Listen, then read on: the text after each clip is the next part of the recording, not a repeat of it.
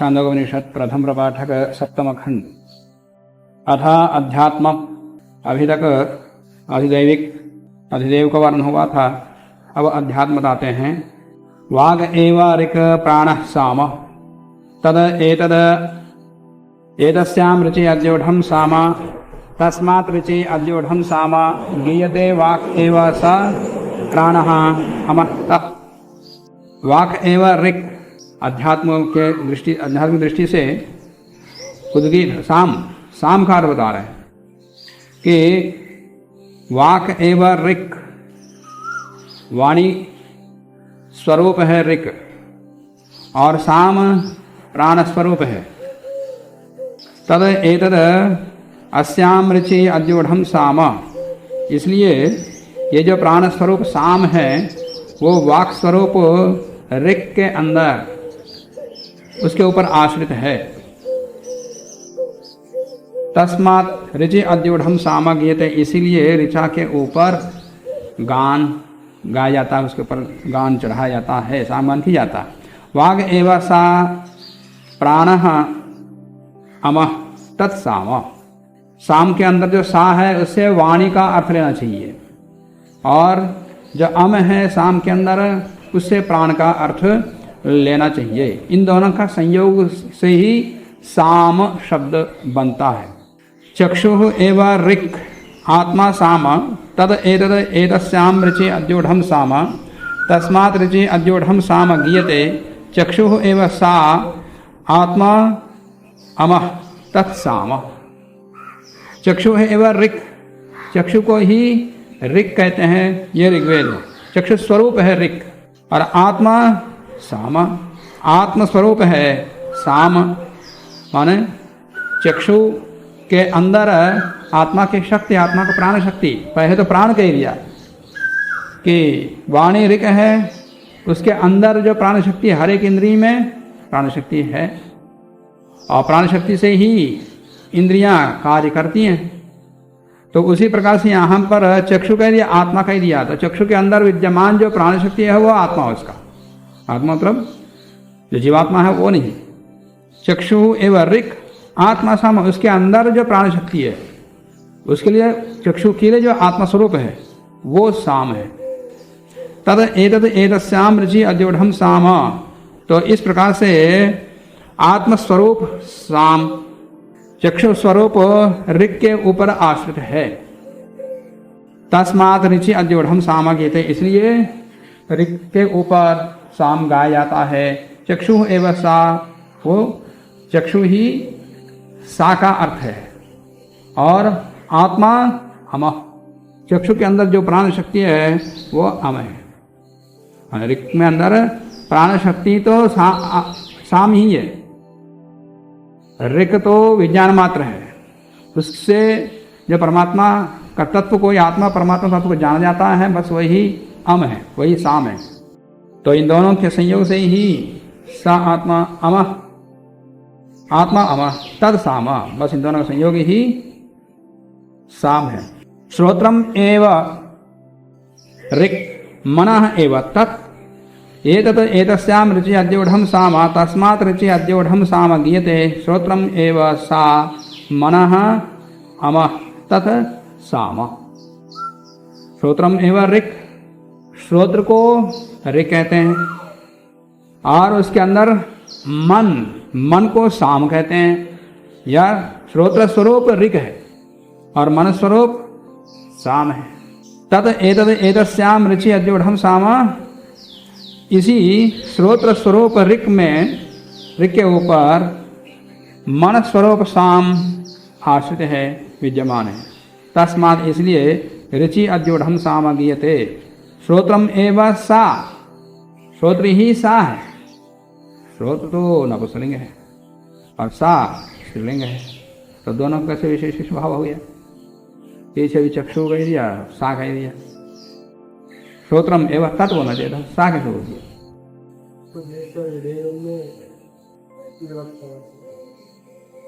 यहाँ सा जो है तद शब्द के जो स्त्रीलिंग बनता है, सा वो नहीं है।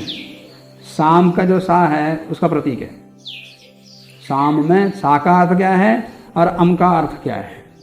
वो बताया जा रहा है। तो इसलिए सा से जो जो अर्थ ले रहे हैं वो अनिवार्य नहीं है वो स्त्रीलिंग हो। जैसे वाक कह दिया सा, वहाँ तो ठीक है बैठेगा, पर आगे चक्षु कह दिया और यहाँ पर श्रोत्र कह दिया, तो यहाँ वहाँ लिंग नहीं बैठेगा, लिंग से कोई संबंध भी नहीं है। साम शब्द के अंदर जो सा है वो है श्रोत्रमेव सा मनः अमः, और साम के अंदर जो अम है उसका अर्थ मन है। इन दोनों का संयोग ही साम है। तो इस प्रकार साम शब्द का अर्थ बताते हुए वाक, चक्षु, श्रोत्र और मन ये बता दिया। इंद्रियों का वर्ण जहाँ जहाँ पर आता है वहाँ इन्हीं का वर्ण आता है कि वाक, प्राण और चक्षु, श्रोत्र, मन, इन्हीं का वर्ण आता है। शेष सबका इन्हीं के अंतर्भाव हो जाता है। कहीं कहीं तो चक्षु का ही वर्ण कर लेते हैं, चक्षु के अंदर सब कुछ आ जाता है, सब इंद्रियों का ग्रहण कर लेते, सभी इंद्रियों के प्रतिनिधि के रूप में चक्षु का वर्णन किया जाता।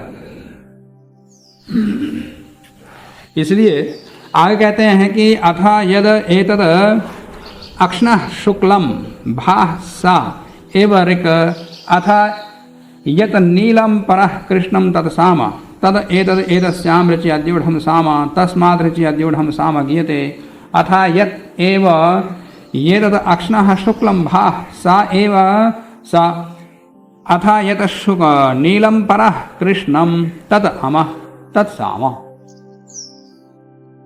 अथा इस अध्यात्म वर्णन के पश्चात अब हम अन्य विषय पर जाते हैं। यद एतद अक्ष्णः शुक्लम, आंख के अंदर जो सफेद पन है, बीच में काला है, चारों ओर सफेद, तो अक्ष्णः आंख का जो चारों ओर सफेद पन है, सफेद प्रकाश है।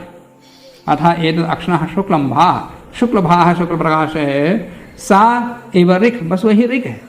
अथा और यत नीलम परः, जो विशेष रूप से अतिशय रूप से जो नीलपन है, कालापन है, तत् साम, बस वही साम है।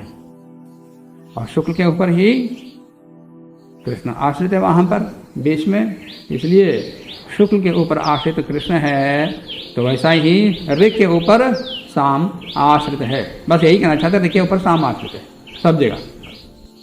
पहले भी पीछे अधिदेव के प्रकरण में आदित्य के अंदर जो शुक्ल भा है वो ऋक् है, और उसके अंदर जो कृष्ण यही कहा कि परम नीलम नीलम परः कृष्ण, वहां भी आया था कि वो साम है, दिशाया ना।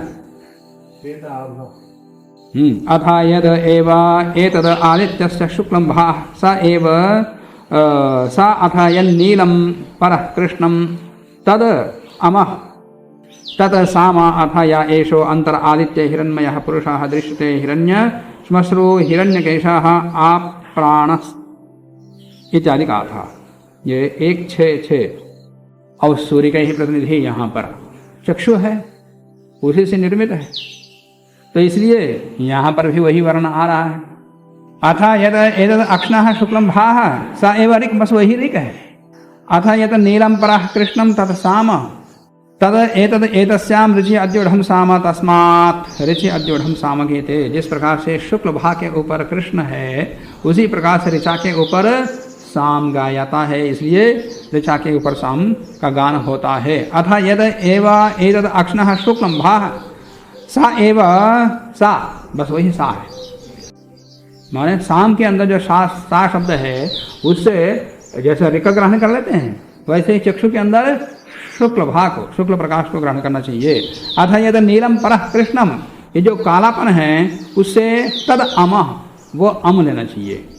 इन दोनों के संयोग से ही चक्षु का निर्माण होता है, उसी प्रकार से तद साम, इनके संयोग से ही साम बनता है।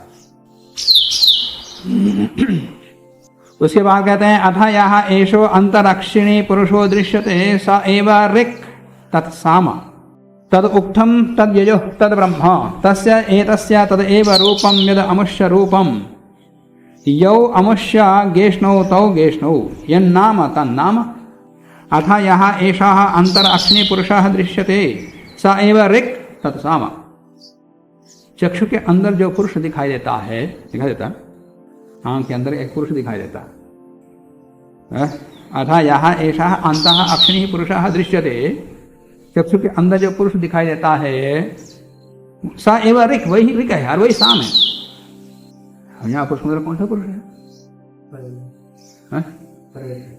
एक अंतराधिकरण आया था वेदांत दर्शन में, तो चक्षु के अंदर पुरुष, ये कौन सा पुरुष है? एक तो हम एक दूसरे को देखते हैं तो मेरी छाया उसके अंदर पड़ेगी, उसकी छाया मेरे अंदर पड़ेगी। ये छाया यहाँ चक्षु के अंदर पुरुष में छाया पुरुष है या विज्ञान आत्मा है, माने जीवात्मा है, या कोई अभिमानी देवता है, या ईश्वर है। 4 पक्ष उपस्थित किया। तो वहाँ अंतराधिकरण लगभग 5 सूत्र हैं। उन 5 सूत्रों में निर्णय किया कि यहाँ अंतः पुरुष का तात्पर्य परमात्मा। तो अथा यहाँ ऐसा अंतरक्षिणी पुरुषा दृश्यते, ये चक्षु के अंदर जो पुरुष दिखाई देता है मानो परमात्मा दिखाई देता है। तो अब चक्षु मतलब ये चक्षु, तो चक्षु के अंदर परमात्मा कहाँ दिखाई देता है? ठीक है, पुरुष का मतलब यहाँ जो दिखाई देता है वो पुरुष है, और पुरुष मतलब यहाँ पर परमात्मा है, वो चक्षु के अंदर रहता।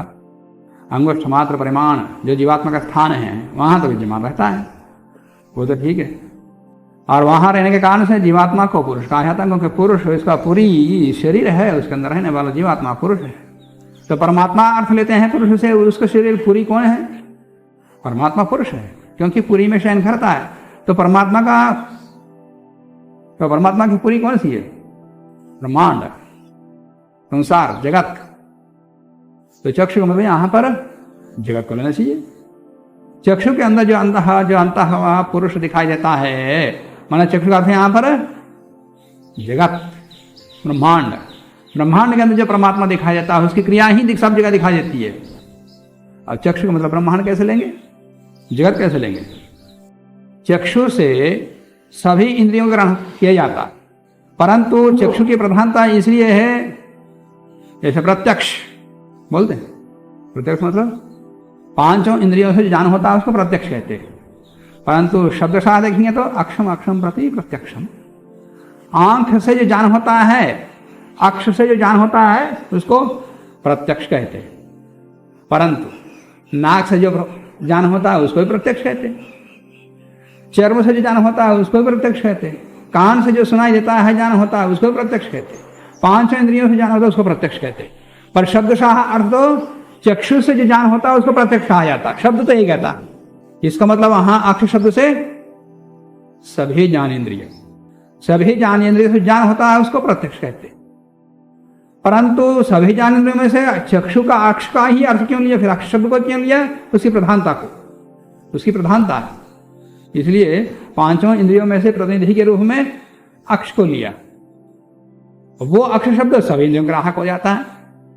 ऐसा ही सब जगह जहां पर एक इंद्रिय ग्रहण करना हो और उसमें से सबका ग्रहण का, उसी सबका बोध कराना हो, चक्षु को या अक्ष को लिया जाता। साथ ये याद रखना, अक्ष ये गोलक है, चक्षु इंद्रिय प्राय अक्ष से माने गोलक से जो जानते, प्रायः अक्ष शब्द गोलक अर्थ में आता है और चक्षु शब्द इंद्रिय के अर्थ में आता है। ऐसे सब जगह इंद्रिय की प्रधानता है। तो अक्ष से या इंद्रियों से जिस प्रकार से 5 विषयों का ग्रहण होता है, उसी प्रकार से प्रकृति से परमात्मा का बोध होता है। हाँ, उतर ले, प्रकृति से परमात्मा बोध होता है ना। उपनिषद हम देखते हैं, जब भी कोई जिज्ञासु ऋषि के पास जाके ब्रह्म के विषय में जिज्ञासा करता है, प्रश्न करता है, तो जगत के विषय में समझाते हैं। या तो पिंड को समझाएंगे या ब्रह्मांड को समझाएंगे। पिंड ब्रह्मांड के माध्यम से परमात्मा को समझाते हैं। तो ब्रह्मांड से जब परमात्मा जाना जा रहा है तो उसका दर्शक, परमात्मा का दर्शक प्रकृति है, ब्रह्मांड ही है। तो इसलिए ब्रह्मांड का नाम चक्षु है, क्योंकि परमात्मा का दर्शक है वो। तो इस प्रकार से अथ यहाँ ऐसा अंतर अक्षिणी माने अक्षरात्र यहाँ प्रकृति में, जगत में, ब्रह्मांड में पुरुषः दृश्यते, उसी का ही कार्य दिखाई दे रहा है। सूर्य चल रहा है, चंद्रमा चल रहा है, पृथ्वी घूम रही है, वायु चल रहा है, सारे काम सब उत्पन्न हो रहे हैं, सब चल रहे हैं, नष्ट भी हो रहे हैं। ये सारी क्रियाएं कौन कर रहे हैं? परमात्मा, ईश्वर। तो इसलिए सब जगह जो दिखाई दे रहा है उसको देखोगे फिर मोक्ष मिलता है। यद्यपि वहां अंतराधिकरण में जो वाक्य लिया है वो दूसरे प्रसंग का लिया, पर यहां भी घटेगा। तो अथ यह एषा अंतरक्षणी पुरुषः दृश्यते स एव ऋक् तद साम। तद उक्तम वही ऋक् है, माने वही ऋक् का प्रतिपाद्य है। वो जो पुरुष दिखाई देता है वही ऋक् का तात्पर्य ऋग्वेद के द्वारा प्रतिपाद्य है। तद साम वही साम का प्रतिपाद्य है। तद उक्तम वही उक्त शस्त्र के द्वारा प्रतिपाद्य वही पुरुष है। तद यजु वो भी वही पुरुष यजुर्वेद का प्रतिपाद्य है। तद ब्रह्मा वही कौन है? वो पुरुष ब्रह्म है। यहाँ पुरुष का मतलब जीवात्मा नहीं, क्योंकि आगे ब्रह्म कहा जा रहा है और ऋक यजु साम अथर्व आदि का प्रतिपाद्य कहा जा रहा है। तो वो प्रतिपाद्य पुरुष थोड़ी हो सकता है, जीवात्मा थोड़ी हो सकता है। ना कोई अभिमानी देवता हो सकता है, ना कोई परछाया छाया पुरुष हो सकता है। तो इसलिए यहाँ तद ब्रह्मा वो जो अंतरिक्ष में पुरुष दिखाई देता है वही ब्रह्म है। तस्य एतस्य तद एव रूपम यद अमुष्य रूपम, जो पहले आदित्य के अंदर पुरुष का वर्णन किया था वही स्वरूप यहाँ पर है, माने इस चक्षु के अंदर है। तस्य एतस्य तद एव रूपम, इसका जो रूप यहाँ बताया गया है, यद अमुष्य रूपम, जो सूर्य के अंदर हमने पुरुष के रूप में वर्णन किया था, ब्रह्म का वर्णन किया था, वही स्वरूप यहाँ पर है।